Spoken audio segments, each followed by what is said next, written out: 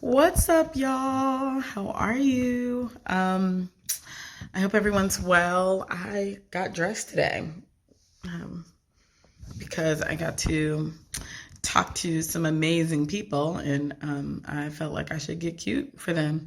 One of them being the gorgeous Congresswoman Ayanna Pressley, um, Congresswoman from Massachusetts. And yeah, it was a delight. Today has been an overwhelming and intense day whose details I hope to be able to share with you in the very near future. But for now, just know it was awesome. But here's the reflection that I had today that, I got enough nudges from my ancestors to know that I was supposed to talk about it. And it relates to a video I was going to do yesterday, and then I kind of forgot about it. There were two different posts on Instagram that I thought were necessary I thought spoke to some important reflections. And so one of them was a post about I put it in my stories, and it's gonna be difficult to find the exact quote, but maybe we'll see if I can't find the exact quote. It was saying, it was something to the effect of, you can't take down the state by playing by the state's rules. And that felt very accurate to me and very true. It wasn't even, yes, it was. You can't take down the state by playing by the state's rules. And what I think it was speaking to was the notion of the ways in which oftentimes we ask for protests to be civil. We ask for resistance to happen, but still make us comfortable. And that's not actually feasible. It's not possible.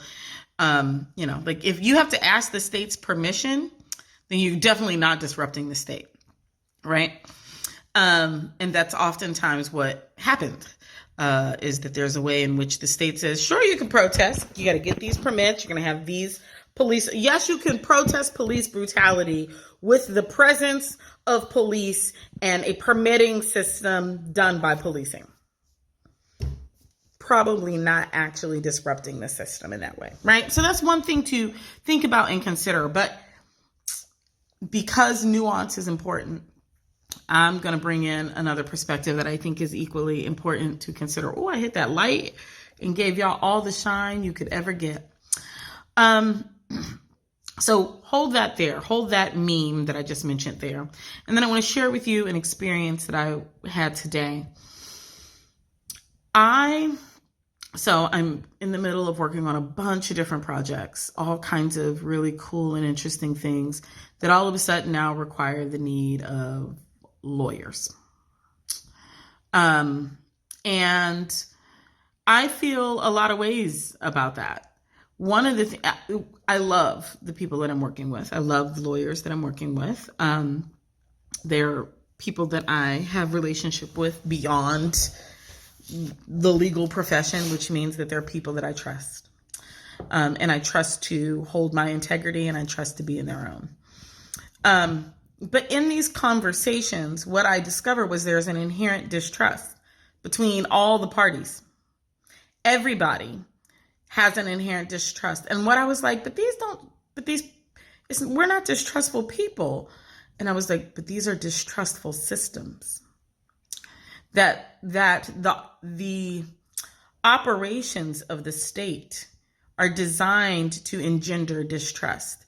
They are designed to engender disconnection. They are designed to engender suspicion of the other.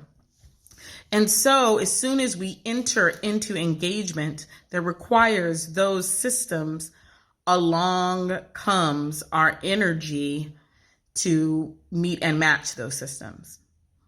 And that is how they stay in place, is because they co-opt our own energetic identities, right? The legal system makes you act legalistic. The capitalist system encourages you to act like a capitalist. And even if that's not your default way of being, the system demands that if you are planning on participating in it, that you adopt these ways of being.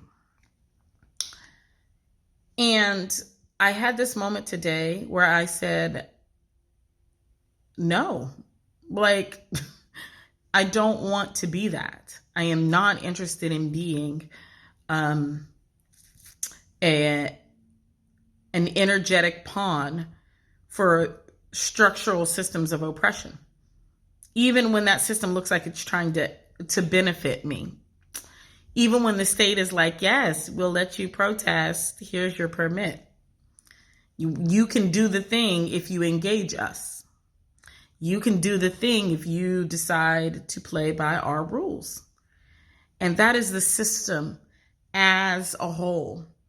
And so there was a moment where I was just like, I'm not interested in playing by that rule. Then yesterday, I saw another meme, and the meme was talking about the police are not part of the working class. And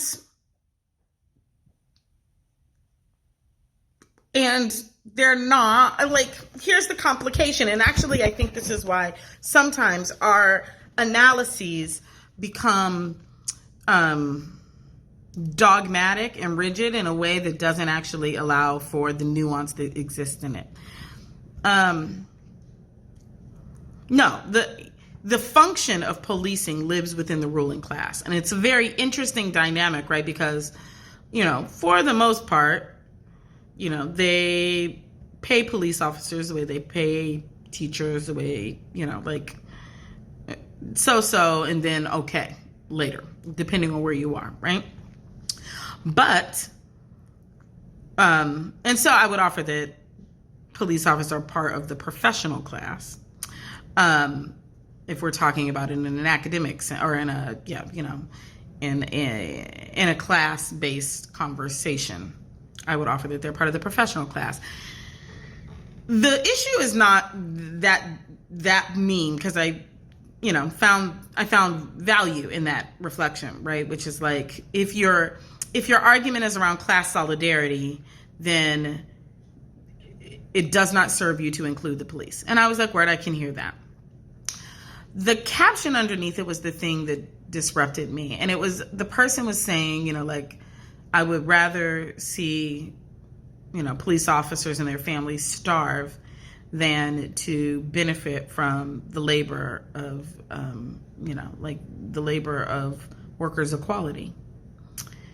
And I was like, there is where the state demands you to become the state. The state desires to see people starve rather than defy it. The state demands that either you acquiesce or we'll kill you. The state demands that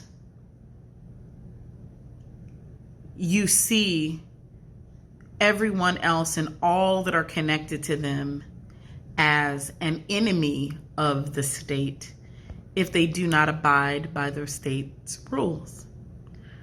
And so in this moment, here's a person who I know is politically on the same side as me, that we align around a much political perspective.